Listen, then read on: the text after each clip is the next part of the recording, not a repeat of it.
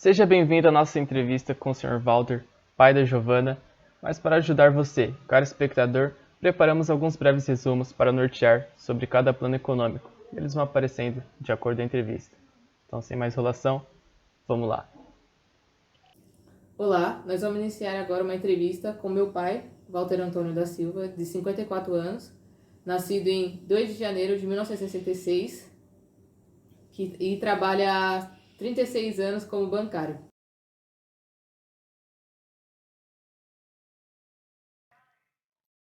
O Plano Cruzado. Lançado durante o governo José Sarney, no dia 28 de fevereiro de 1986. A principal marca foi o congelamento de preços.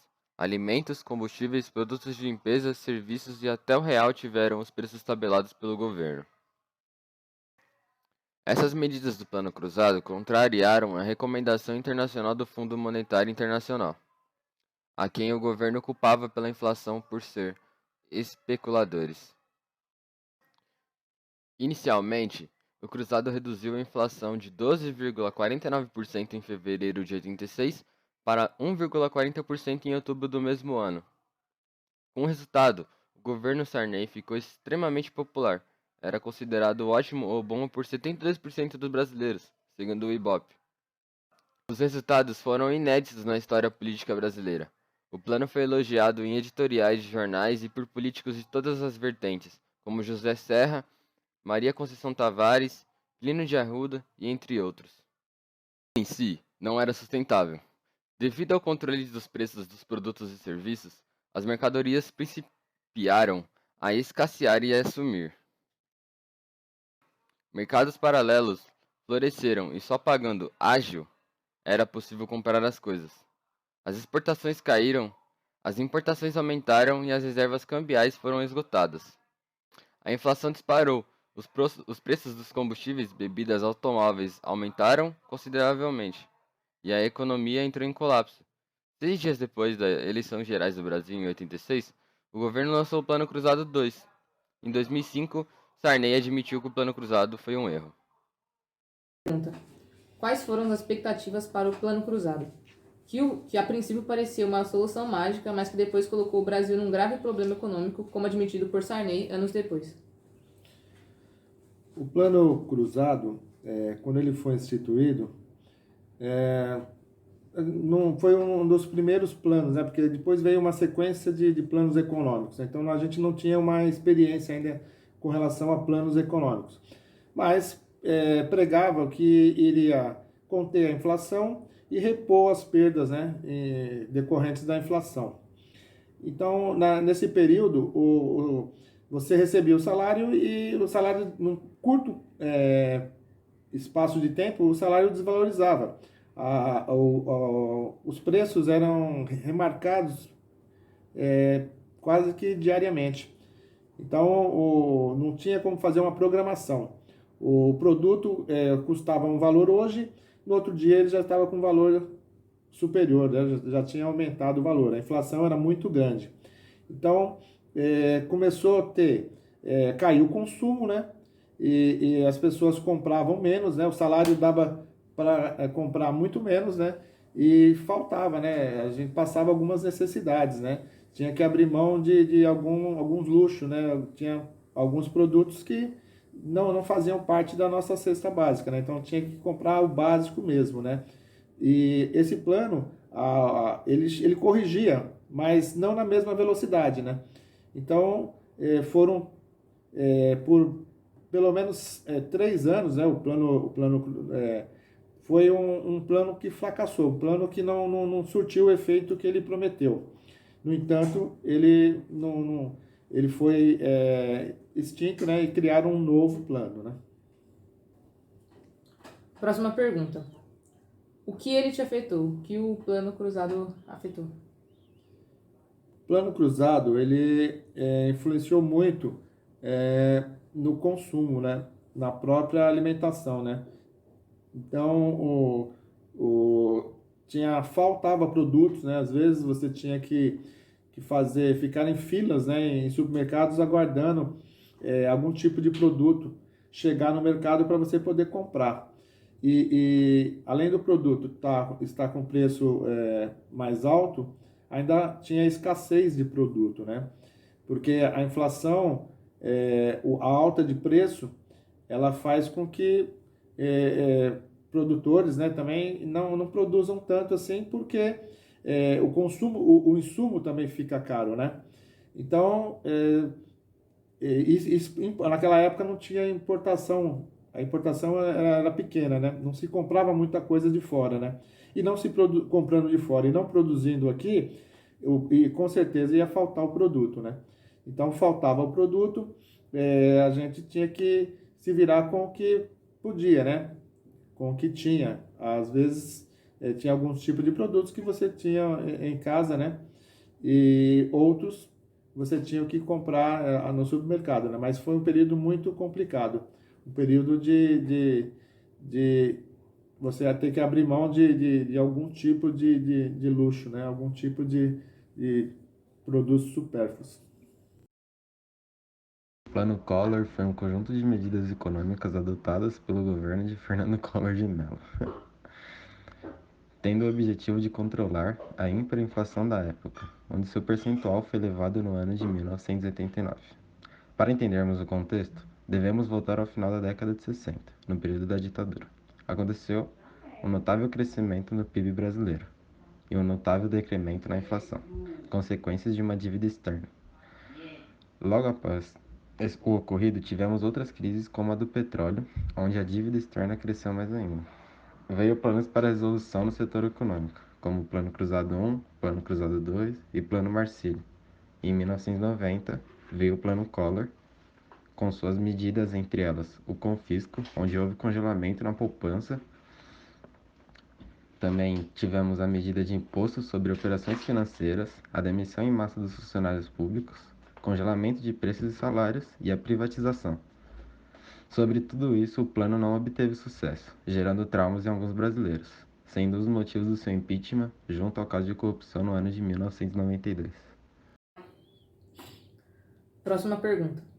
No plano Collor, você passou por dificuldades? Collor, que foi um presidente impeachmentado, acusado de corrupção e teve o famoso caso do congelamento das poupanças. O Plano Collor foi mais um meio que o governo utilizou para combater a hiperinflação. A inflação já vinha de tempos, né? Desde de 86 já vinham tentando com planos para tentar combater a inflação, né? E o Plano Collor, ele, como os outros também, ele teve essa finalidade.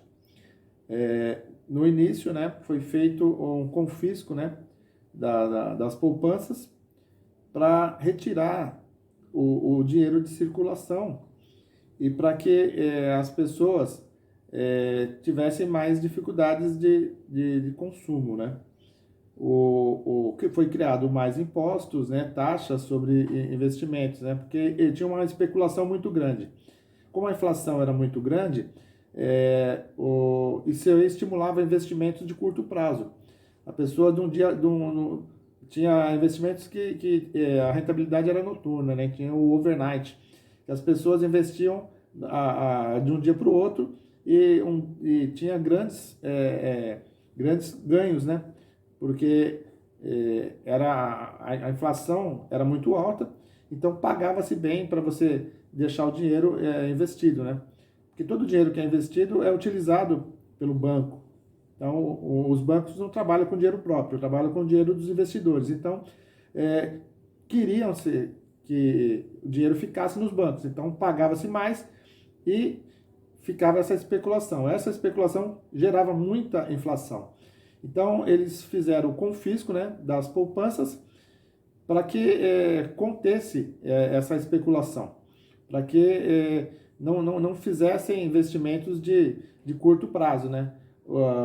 Todos ficariam com um valor acima de 50 mil cruzados novos, foi confiscado durante 18 meses, né? Não quer dizer que naquele período era um período para o governo ter um respiro e conseguir tentar colocar em prática, né, as outras diretrizes, né, do plano, né? Você passou por dificuldades? As dificuldades foram as mesmas, né? A alta de preço, né? Produtos de um dia para outro mudava o preço, tinham aumentos exorbitantes, né? Que dificultavam a você fazer a sua compra. Então você tinha que receber e já logo de cara já comprar os produtos, porque se você demorasse um pouco mais, você não conseguiria comprar a mesma quantidade de produtos em função do aumento que era diário, né? Plano Real foi um programa brasileiro com o objetivo de estabilização e reformas econômicas, iniciado em 27 de fevereiro de 1994, com a publicação da Medida Provisória número 434, implantado no governo Itamar Franco. Tal medida provisória instituiu a Unidade Real de Valor, a URV, estabeleceu regras de conversão e uso de valores monetários, iniciou a desindexação da economia e determinou o lançamento de uma nova moeda, o real. O programa foi a mais ampla medida econômica já realizada no Brasil e tinha como objetivo principal o controle da hiperinflação que assolava o país. Utilizou-se de diversos instrumentos econômicos e políticos para a redução da inflação, que chegou a 46,58% ao mês, em junho de 94, época do lançamento da nova moeda. A idealização do projeto, a elaboração das medidas do governo e a execução das reformas econômica e monetária contaram com a contribuição de vários economistas, reunidos pelo então ministro da Fazenda, Fernando Henrique Cardoso. O presidente Itamar Franco autorizou que os trabalhos se dessem de maneira irrestrita e na maior extensão necessária para o êxito do plano, o que tornou o ministro da Fazenda no homem mais forte e poderoso de seu governo, e o candidato natural à sua sucessão. Assim, Fernando Henrique, que estivera à frente do ministério entre maio de 93 e março de 94, elegeu-se presidente do Brasil em outubro do mesmo ano. O Plano Real mostrou-se nos meses e anos seguintes o plano de estabilização econômica mais eficaz da história, reduzindo a inflação, que era o objetivo principal, ampliando o poder de compra da população e remodelando os setores econômicos nacionais. Última pergunta. O Plano Real era, no fim, uma grande esperança. Dessa vez havia uma maior expectativa no governo Itamar Franco e no ministro FHC? Ao menos até hoje temos o Real e vemos vários problemas, mas no início como que foi? O Plano Real, no início, ele, como os outros planos que não deram certo, o Plano Real tentou tomar uma medida diferenciada. No período dos outros planos, os produtos eram indexados à inflação. Então, quando a inflação subia, todos os produtos também eram majorados, subiam também. E o principal interesse do Plano Real, além de conter a inflação, era desindexar o custo dos produtos da inflação e indexar ao dólar. Deixar o dinheiro, o reajuste ser fixado no dólar, que era uma moeda estável, né? Então criaram uma certa paridade. Criaram uma nova moeda, que era o real, e fizeram a paridade de um real era equivalente a $1. Então, isso aí trouxe no momento, né, um ânimo maior. Por quê? Porque o dólar na época ele não tinha gradativamente esse aumento, né? Então, manteve os preços por um período, manteve os preços mais estáveis. Deu um certo deu um alento, né, para as pessoas que diariamente tinham aumento de preço nos mercados, né, na compra de produtos. E foi como ele está até hoje, né, o real, podemos falar que ele foi um plano que deu certo, né, que teve alguns ajustes, né, mas que surtiu o efeito que eram necessários, né, pelo menos no momento. E hoje já aprendendo, né, com os erros do passado, né, a gente consegue, já tem uma visão um pouquinho melhor. Nós temos economistas que têm maior capacidade do que naquela época, né, e o Plano Real passou contribuiu muito, né, para o crescimento do país, né, alguns períodos, né, que foram bem melhores do que os anteriores. E a sua situação financeira, ela melhorou, piorou ou se manteve?